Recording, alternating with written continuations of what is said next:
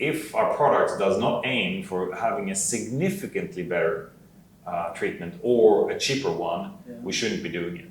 There are several studies that have shown that the manufacturing cost, out of the manufacturing cost, the key chemicals is 67% of the whole manufacturing cost, including capex. And we're in India, right? So we're not talking about Americans that can pay $4 million for sort of a new and individualized therapy for pancreas cancer. I would like to say it because it doesn't make it cheaper, but we need to, when we say cheaper, we need to have that in mind all the time. Because what generally happens when you have a lower cost is that people start cheating, right?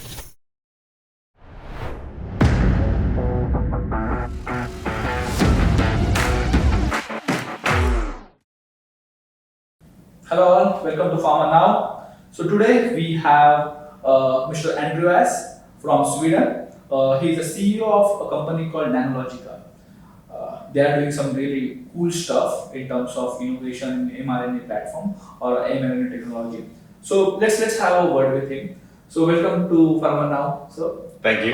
Great to be here. How are you doing today? I'm great. How are you? I'm good. Thank you. So you're flying here from Sweden now? Yeah. So this is your first time in India or how it is? No. So it's a long story, but long story short, my family is Sindhi. Really? Yeah. So I'm an OCI, and but my mother is Swedish, and I was born in Spain, and I live in Sweden. Okay, interesting. And what makes you to start this company? Yeah, so that's a very interesting story. So a guy that I know came to me and said, "Well, we've got this really cool stuff."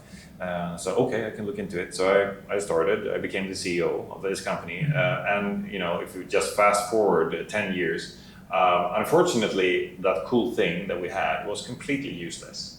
It's cool, scientifically cool, but you can't build a product out of that. What was it? Well, it was the same that we're doing right now, but it couldn't be used for anything. It was a silica product, right? Okay. So what we did then, this is back then, and a year later, I realized that we probably need something else. So we started a program for a new product, similar product. We canned that 3 years later because it was no good. But we'd already started a third program, and that is now the products that we're selling. Okay. So my company, Nanologica, we are from the beginning a silica company. Silica is a mineral. It's one of the most common minerals in the world, but it's used mainly for peptide purification. Right. So if you have a specific form of silica, you can use it when you purify peptides like insulin or GLP-1s. And there used to be only two suppliers in that field, and we're the third one. And our products last longer and purifies better, so that's where there is an interest in our product. This took a very long time from inception of idea. Remember that the two first ones were canned. Okay. But when we started promoting this product, people came to us and said, can you do this? Can you do that? And then one customer said, can you do this kind of chromatography product, this kind of purification media? We said, well, we can look into it. So we developed that, and that didn't take 10 years, it took 2 years. And then we have a complementary product to our silica product that also took 2 years. And now we also started with another type of product, which is quite different. It's chemicals when you manufacture mRNA. Mm-hmm. But all the things that these products have in common is that they all aim to it's the same goal. Mm-hmm. And it's our vision at Nanologica. It is better and cheaper medicine to a larger number of patients. Mm-hmm. So I'm going to say that again. Better and cheaper medicine to a larger number of patients. And what that means is that if our product does not aim for having a significantly better treatment or a cheaper one, we shouldn't be doing it. So have a slightly better treatment to a much higher cost. Okay. Those kinds of products we shouldn't be in. Right? Yeah, exactly. And the reason why I'm here today is, of course, that we're promoting these products.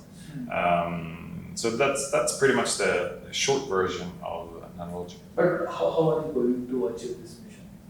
Yeah, so when you manufacture something like insulin, for example, or even a GLP-1, but insulin, let's take GLP-1. That's actually in this case a better. I'm sure you've heard that it's called like a diet drug or a magic diet drug,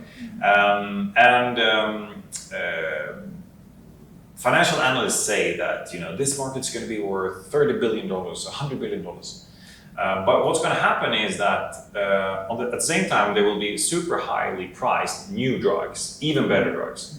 But as the existing drugs comes off patent, they need to go down in price because they need to serve markets that cannot be served today. So, for example, again going back to insulin, if the price of insulin needs to go down, but if it goes down below a certain threshold, we can start treating people that today wouldn't be treated. So that two things is going to happen. The public health is going to increase massively, and the amount of insulin being sold and manufactured will be manifold because you reach to a threshold where there are much more patients, right? So that's just one example of how we're trying to be true to our mission. That's interesting. So you were also telling about the cost of production, and you are really bringing a lot of significant impact on that.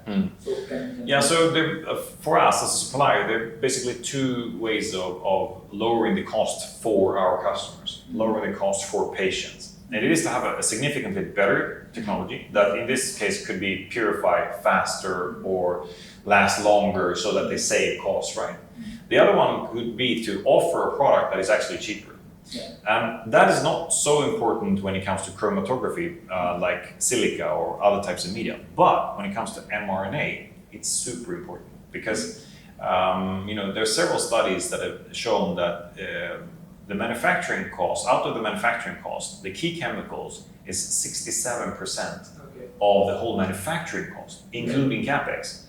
So if you can lower that, and if you can take a big dent out of that, then you can lower the cost of medicine. So you can lower the cost of mRNA, and that is a big thing, right? Because the threshold now is that it's just too expensive. It's a super versatile technology, can be used to a lot of things. It is fast, it's relatively cheap to develop, but the drug is just too expensive. Right. And we're in India, right? So we're not talking about Americans that can pay $4 million for sort of a new and individualized therapy for pancreas cancer. Right. So when we use your innovation into this production, how much percentage you can say can have impact? That's a very good question. I mean, on our chromatography products, something like, maybe 20%.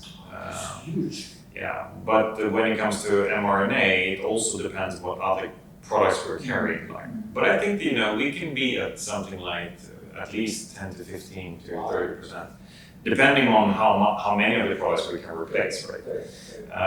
But it is significant, and I think there are two ways of accommodating that, especially in the mRNA field. It is scale. You do it at a larger scale, and we have that capability because we're doing it for other products, right? Large scale. So instead of doing it in a 1 liter reactor, we could do it in an 800 liter reactor or a 2000 liter reactor. Not that it's needed right now, but it's a way of to have a much lower cost. The other one is quality. And it's I would like to say it because it doesn't make it cheaper, but we need to, when we say cheaper, we need to have that in mind all the time.